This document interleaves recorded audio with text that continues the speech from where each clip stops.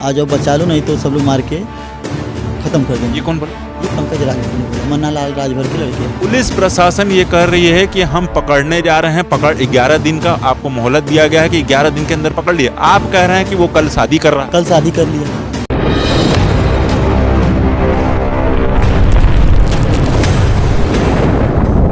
में जिस तरह से ये घटना हुई तो गांव में दूर दराज से लोग जानते हैं कि मतलब ये फलाने का आदमी है या फलाने घर का आदमी है, उसके बाद भी इस तरह की घटना कर दी। जी हाँ, ये तो 20 किलोमीटर की रेंज तक उस आदमी को सब लोग जानते हैं, क्योंकि वो समाज सेवी आदमी थे। ना पॉलिटिक्स से मतलब था उनको, न किसी पार्टी से मतलब था, और सब लोग जानते थे उनको, बच्चे बच्चे उनको जानते थे। उनका स्वभाव इतना सरल था। जिस तरह से उनका व्यवसाय था, क्या व्यवसाय में वो आगे बढ़ रहे थे, तो इस बात को लेकर क्या ग्रामीणों में टीस थी? हालांकि उन्होंने, और जिस तरह से बात निकल के आ रही, 70-80 लोगों को यहाँ के ग्रामीणों को नौकरी दे रखा था। जैसे उनका तो मकसद बस यही था कि लोगों को मदद करना, हम जितना हो सके उतना ज़्यादा से ज़्यादा मदद करें। और मशीन उनकी जो दोना पत्तल की मशीन थी, वो मशीन राजभर बस्तियों में भी दिए गए थे। वो लोग अपना उससे प्लेट वगैरह पत्तल वगैरह बना के उनके कंपनी में बेचते भी थे। और अच्छा, वो घर पे अपना काम कर रहे थे? जी, वो जैसे उसमें से 2 लोग वहाँ के राजभर बस्ती के लोग उनकी कंपनी में जाके भी काम करते थे, और उनकी मशीनें खरीद के अपने यहाँ भी काम करते थे। जो राजभर बस्ती के लोग हैं उसमें से 10-15 घर उनकी मशीनों से उनकी रोजी रोटी चलती थी। तो क्या लगता है कहीं ना कहीं ये पुराना कोई दुश्मनागत ऐसा कुछ किया गया? वो आदमी भैया ऐसा व्यक्ति था, उसका किसी से दुश्मनी नहीं था, किसी एक आदमी से दुश्मनी नहीं था।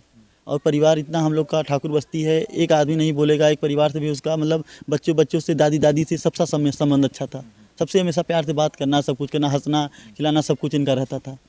किस पर शक है? क्या लगता है कि मतलब जो पहले उनके के यहाँ जो काम लोग करते थे एम्प्लॉय के रूप में, तो क्या उनको पता है कि मतलब मनीष सिंह जी जो मालिकान हैं वो इस समय आते हैं और गट्ठर जो है वो पैसा गड्डी की गड्डी लेकर आते हैं? अब देखिए, शक तो नहीं है, लेकिन हाँ सबको पता था कि कोई संभावना है क्या? संभावना क्या है, देखिए सबको पता है ये चीज़ें, तो सबको पता था कि ये इतने बजे आते हैं, इतने टाइम को जाते हैं, और हमेशा इनके पास पैसे वैसे रहता है।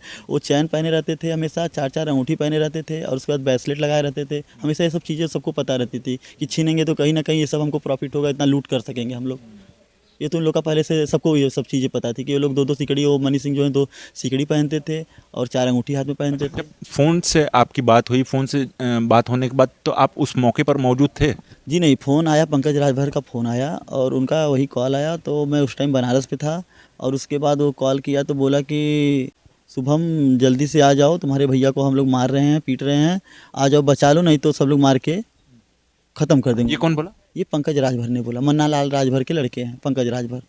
जी। अच्छा, जब ये घटना हुई तो उस घटना के करने के बाद, यानी जो जब आपको फ़ोन आया उसके बाद पहले वहाँ कौन पहुँचा था? प्रथम वहाँ के उनके चचेरे चाचा लगते हैं, तो उनके चाचा पहुँचे थे और गांव के 1-2 लोग और पहुँचे थे। तो कंडीशन इतनी ख़राब थी कि हम लोग उनको बस ले जाना सोचे कि पहले लेके जाएं, फिर कुछ बातचीत यहाँ पे कुछ करें। तो उनको हम लोग तुरंत लेकर वहाँ से उठ के गए, लेकिन उतने में आशीष राजभर का भाई जो मनीष राजभर है, वो तुरंत वहाँ बोलने लगा, हाथ में चैन लटका के लेके बोलने लगा कि लेके जा जल्दी, नहीं तो तुम लोग को मार के ख़त्म कर दूंगा इनकी तरह।